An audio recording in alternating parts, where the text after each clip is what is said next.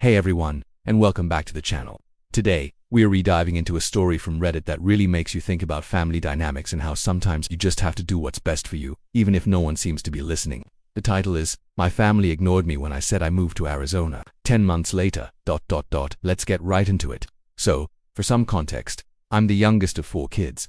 My siblings are all significantly older than me, married, with their own kids and busy lives. Our parents are getting older, and for years, I've been the default caregiver, the one who lived nearby and was always on call. I handled everything: doctor's appointments, groceries, late-night emergencies, you name it. It wasn't a role I officially signed up for, it just sort of happened. And don't get me wrong, I love my parents, but it was exhausting. I was putting my own life, my career, and my personal happiness on hold. Last year I got a dream job offer. The only catch, it was in Arizona, 1,000 miles away from my family on the East Coast. This was a huge opportunity for me, a chance to finally start my own life. I was both terrified and incredibly excited. I knew telling my family would be the hardest part. So, I decided to do it during our big annual family dinner. Everyone was there: my parents, all my siblings, their spouses, their kids, the whole chaotic loud bunch. When there was a lull in the conversation, I took a deep breath and made my announcement. I said, "Hey everyone, I have some big news. I've accepted a new job, and I'm going to be moving to Arizona." I braced myself for the explosion. I expected questions, arguments, maybe even some guilt-tripping about who would look after our parents, but what happened was nothing. Absolute silence for a second, and then my brother just changed the subject. He asked my sister about her kid's soccer game, and just like that, the conversation moved on. No one acknowledged what I said. Not a single person. It was like I had just commented on the weather. I was stunned. I tried to bring it up again a little later, but I was talked over. It was the weirdest, most invalidating feeling. In the weeks that followed, I continued with my moving plans.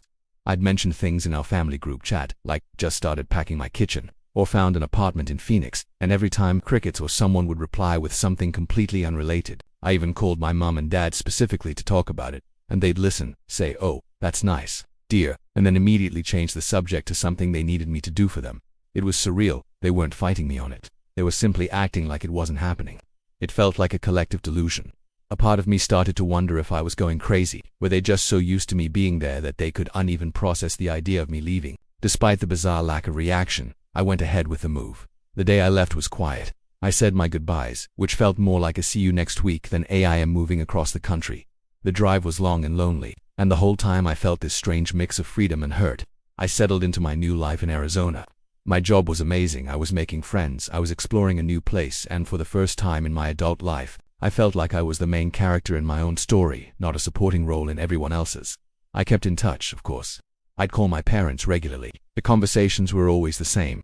They'd tell me about their week, what they needed, and then say, "When are you coming over for dinner?" And I'd gently remind them, "Mom, I live in Arizona now, remember, I'm 1,000 miles away." And she'd just say, "Oh, right, well don't be a stranger." It was like a loop I couldn't break. This went on for months, not just with my parents, but my siblings too. They'd text me asking if I could pop over to help with something, and I'd have to explain, yet again, that I had moved. Their response was always a simple, "Oh yeah." Then came the 10-month mark. My mom called me one morning in a complete panic. "Where are you?" She yelled into the phone. "Your father fell, and we need to go to the emergency room. I've been calling you for an hour. Why aren't you here?" My heart dropped. I felt that familiar surge of panic and responsibility. I asked if he was okay, if she had called an ambulance. She hadn't. She was waiting for me. I had to take a deep, steadying breath and say, "Mom, call 911 right now. I can't come. I am in Arizona." And that's when it finally broke. The dam of denial just burst. She started crying, asking, "What do you mean you're in Arizona? Why would you be in Arizona?" It was as if she was hearing it for the very first time. I spent the next hour on the phone with her, calming her down, walking her through calling an ambulance, and then I called my oldest brother and told him what happened, and his reaction was just as shocking. "What are you talking about? Dad fell, and you're in Arizona. When did that happen?" Suddenly my phone was blowing up. All 3 of my siblings were calling and texting, all in a state of shock and confusion. "You really moved? You weren't joking? Why didn't you tell us?" It was absolutely mind-boggling. I had to explain over and over again that I had told them, at dinner, in the group chat, on the phone. Multiple times. They had no memory of it. It was like their brains had collectively decided to edit out that information because it was inconvenient. My dad ended up being okay, just a sprained ankle, thankfully. But the aftermath within the family was a whole other story. There were a lot of difficult conversations. My siblings were initially angry with me for abandoning them and our parents. They accused me of being selfish and not communicating. I had to stand my ground and walk them back through every single time I had tried to tell them. Slowly, very slowly, some of them started to remember. My sister-in-law vaguely recalled me saying something at that dinner, but admitted she just tuned it out because it seemed so out there.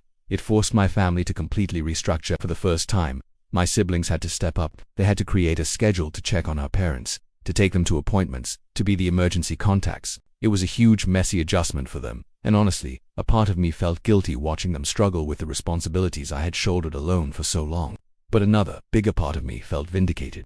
The whole experience taught me a powerful lesson. Sometimes, people, even your own family, only see you in the role that is most convenient for them. They had seen me as the caregiver for so long that they literally could not compute any other reality. My move was so disruptive to their comfortable world that their brains just ignored it.